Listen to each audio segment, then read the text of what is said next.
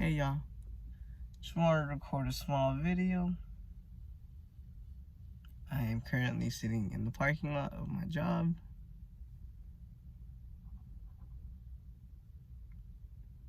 Painting my nails, but also thinking about what my therapist had said earlier. Nothing bad. It's actually really good and really productive. But one of the things we talked about was, oh wow, my heart rate went up immediately as soon as I started talking about it. Okay, I think it calmed down. So she kind of, I or her, I don't even remember how this got brought up. The question got brought up of, why do I think I myself am unlovable? Frankly, it's a lot of things. Everyone's like, oh, don't say your childhood, don't say your childhood, but childhood really don't keep saying your childhood, don't keep saying your childhood.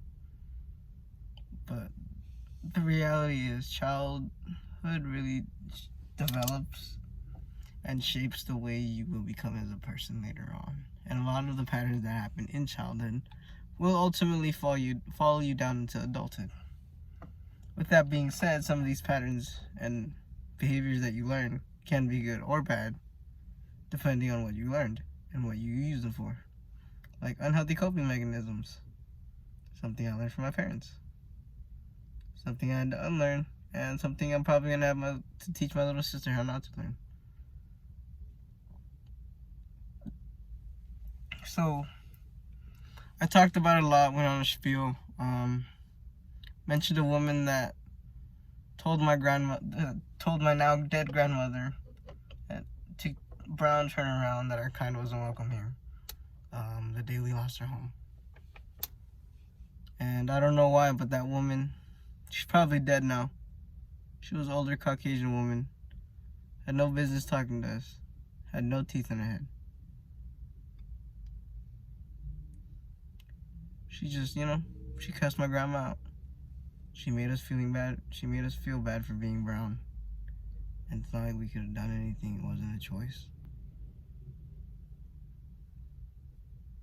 It's not my fault my skin is this pigment. And trust me, if I could change it, I would. But I can't. And I don't think I would want to. And I don't think you guys should either. So, yeah, I kind of told her how this said woman takes up space in my brain for some reason. And I don't know, well, I do know why. It happened really early on. I lost my home. And then the city that I thought would have gave me a chance just immediately did the opposite.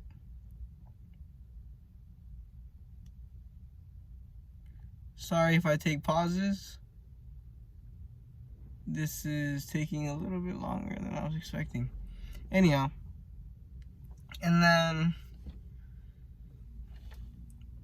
yeah, like we started going more into like family, and then like stuff that happened post my breakup, and like even the stuff that was going on during my breakup. I realized I overshare in hopes of making people interested, and then possibly facilitating some type of connection from that.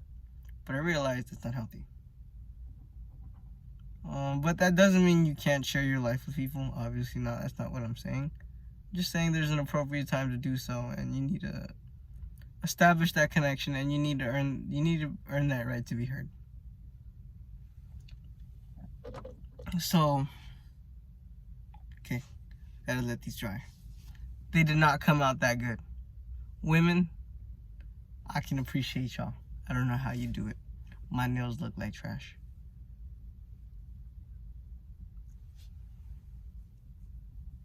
Sorry, I had to close this up.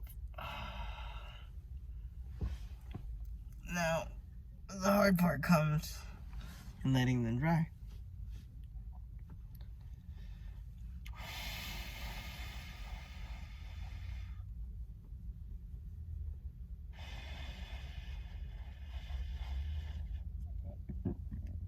And then, so to kind of like get a little less serious, she asked me, why do I paint my nails? And then I took a second to think about it. I don't know, if I'm being honest. I'm trying to remember the first time I had them painted. I had friends like all throughout middle school and high school would just paint my pinky and like my ring or whatever. That's why these two stay different colors. But sorry, I was just checking the time, making sure I wasn't cutting it short. But okay, so post my breakup, I will fill you guys in on that story way later. I have a bunch of more content coming out. Life's just really overwhelming right now. So there was a point, post my breakup, long story short, I was with a girl for 5 years from high school. I'm 23 now, by the way. We met when we were 17, and then, no, we met when we were 16, and we're together up until we were 22, 21. God, it's been so long now. So post breakup, it ended super messy. Girl was in ICU. I was just kind of a mess, and I wasn't thinking straight either, and I wasn't the best either. I'm not gonna say it was completely her fault. I wasn't a good person either.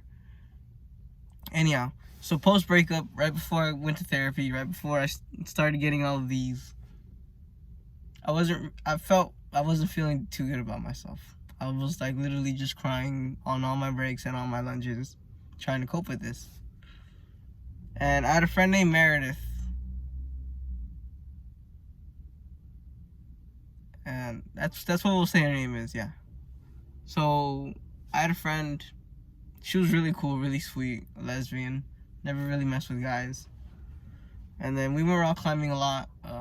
We hung out a lot. She smoked a lot of flower. She was vegetarian, or not vegetarian, but pescatarian. And then yeah, eventually that just led to a summer of just like these trips and long nights and, you know, being spiritual or whatever. So there was a night after we ended up like, you know, having pillow talk for the first time. I don't know how the conversation got brought up, but I said I always wanted to paint my nails, but I didn't have the balls or the confidence to. So then she just ended up painting my nails. And then it was after I got my nails painted, or after that, the day after, a lot of people noticed, a lot of people really liked them. And I liked the feeling that it was giving me. And then I didn't do it for a really long time. Not until I got to Oregon, or well, not until I got to Arizona, pretty much. But yeah, every time I paint these remind me of that. I guess they just I think it's a subtle reminder, not of like me giving into like being secular, giving into the culture and accepting the norms around me. I think it was more of, it's a reminder that a girl still found me attractive even without my tattoos and my piercings. And it wasn't because of what I look like on the outside, but who I was on the inside.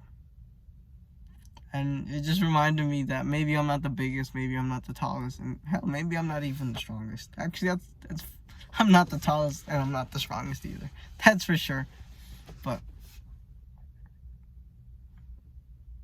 yeah, I don't know. I guess it just serves as a reminder that I can get people's attention, or that, or people can be interested in me, or pretty women can take an interest in me, and not because of anything physical. It's a lot of reminders. It reminds me that, I think, plain and simple,